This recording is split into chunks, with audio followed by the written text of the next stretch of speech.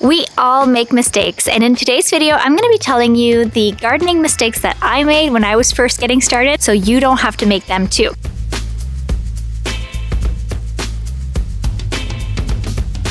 I'm Natalie Lucier from Waykeeper Farm and Nerdery. First mistake I made was to put my garden too far away from the house. If you are familiar with permaculture, there is this concept of zones.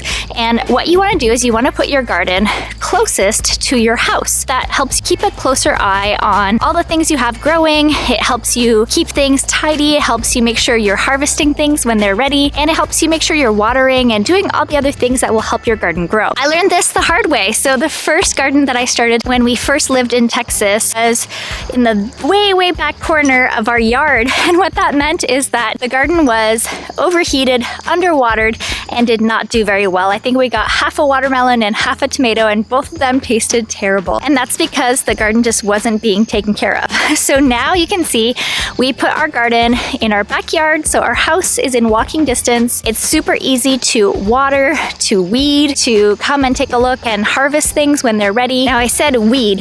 So one of the things that I also learned the hard way is that sometimes it's good and important to keep weeding around your plants, and sometimes it's not necessary. So this garden is very much overgrown with grass and all kinds of other things, and we're okay with that. We ended up getting a lot of volunteer pumpkins and all kinds of volunteer things that we didn't plant. Part of that is because we had chickens and sheep in this area in our backyard before we planted the garden. So this was not originally the garden area, but we had intended it to be the garden area. So we actually had our chickens do all of the tilling and all the prepping, but that also meant that we were giving them seeds like sunflower seeds and corn and flax seeds. So you'll see we have a little bit of those things growing here. The other mistake I made when gardening is thinking that I have to do it all myself. So when it comes to gardening, it is not a solo thing.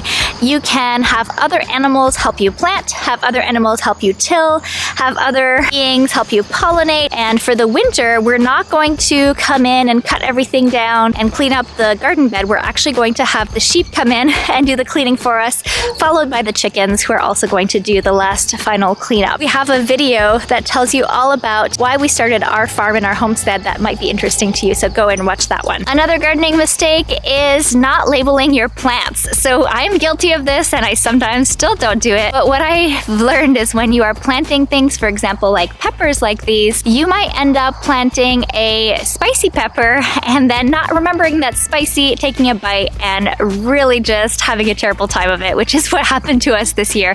Another big gardening mistake that we made was not applying mulch. You have a couple different options. You could be using straw, you could be using wood chip. Here is an example. So here I have raspberry plants, which obviously are a perennial, but I mulched them with some straw. Also got an example here of a tree that we planted, and this one was mulched with wood chips. There is some science behind mulching trees with wood chips because wood likes to grow on old wood. So essentially what you're doing is you are using old plants to help the new plants. It will feed the soil. The microorganisms in the soil will love having this extra food as it decomposes over time, and it keeps weeds down. It helps absorb extra water and keeps the soil moist, and it also helps keep it dry if it becomes too wet by retaining that moisture instead of having it seep down into the ground. So there are just so many reasons to consider mulching if you're not used to mulching your garden, or if it's your first time doing gardening. Mulching can make a huge difference in your results. Now, the only downside to mulch is that yes, you do have to reapply it on a regular basis. You might have to apply it maybe twice per year, depending on how quickly it decomposes and what you're mulching with. Another mistake that I see a lot of people make, and that I definitely made myself, is that you focus so much on food plants that you forget about flowers. And when it comes to flowers, these are super beneficial plants to have in your garden, even if they're not edible flowers. So there are tons of great flowers that are edible, like nasturtiums and borage. There's awesome ideas for you to start planting those in your garden, but also remembering that flowers attract pollinators, and they're also beautiful, so they beautify your garden, but they really feed all of the other insects and beings that are part of your garden's ecosystem. Another big gardening mistake that I made when I was getting started is to plant just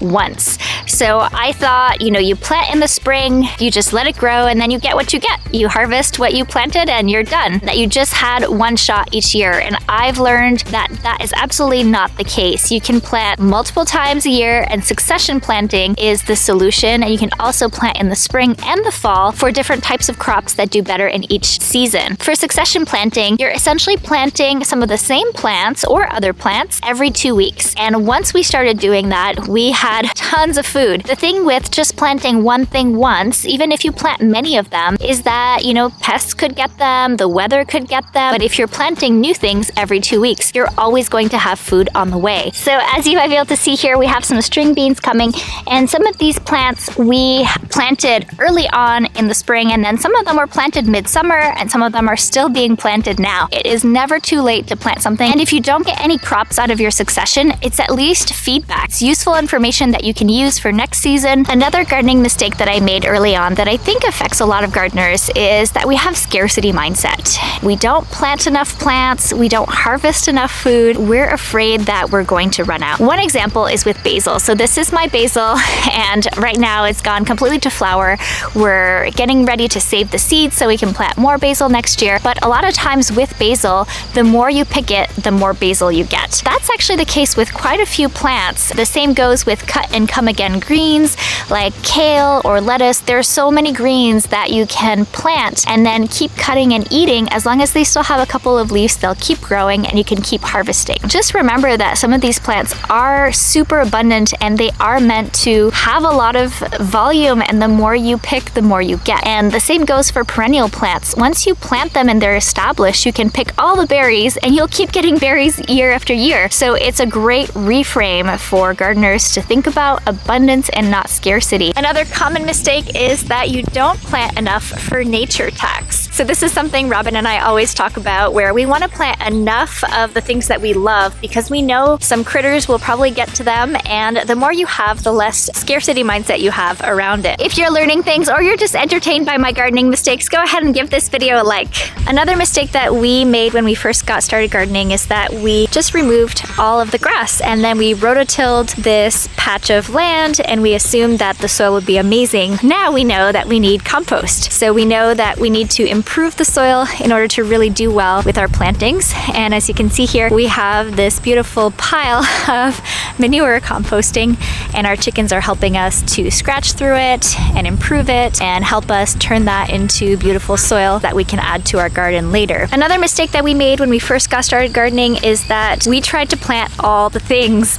And what that meant is that none of the things we planted really did that well because we were trying too many things at once and we were spreading ourselves too thin. So instead of trying to plant tomatoes and cucumbers and melons and beans and peppers and all the possible things you could plant, we decided to just get really good at planting tomatoes. So after our first year where we failed miserably at all the things we thought we wanted to plant, we decided to just focus on tomatoes the next year, and then we really figured out how to plant tomatoes, how to start them from seed, and how to really grow them successfully. And that helped and made such a big difference. And then the year after that, we had a little bit more confidence and we were able to plant a bunch of different veggies, and one at a time we figured out, okay, yes, we know how to do peppers, now we know how to do tomatoes, we know how to do all these different types of veggies, and then we got really good at adding some new ones every year from there. Another gardening mistake is not having the right fencing. So this is something we did not have to deal with in Texas because there were just not that many wildlife. We did have some bunnies, but they didn't eat too much of the food that we planted, so we weren't too worried and we were fine to share with our bunnies.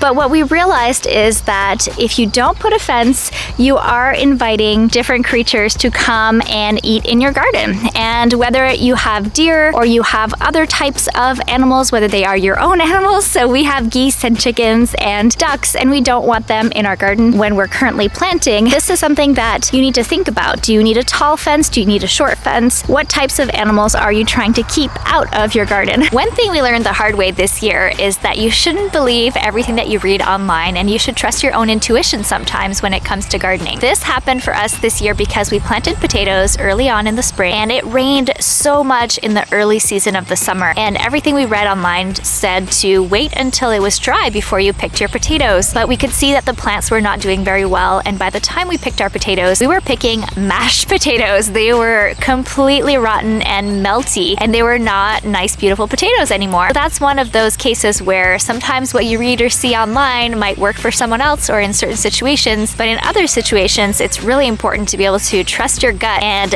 make a call, whether that's for harvesting or planting. Another gardening mistake that we we've made, and I think a lot of people make, is to plant things that you don't actually eat. And experimenting is actually what makes gardening really fun. So sometimes you do want to try something outside your comfort zone and learn how to cook it or how to eat it, and that's a great thing. So it might not always be such a bad mistake, but also don't plant tons and tons of stuff that you know you can't keep up with, can, or preserve in some way. Now that you've learned my gardening mistakes, it's time to go watch my video all about why we started homesteading and farming and gardening. So go watch that now.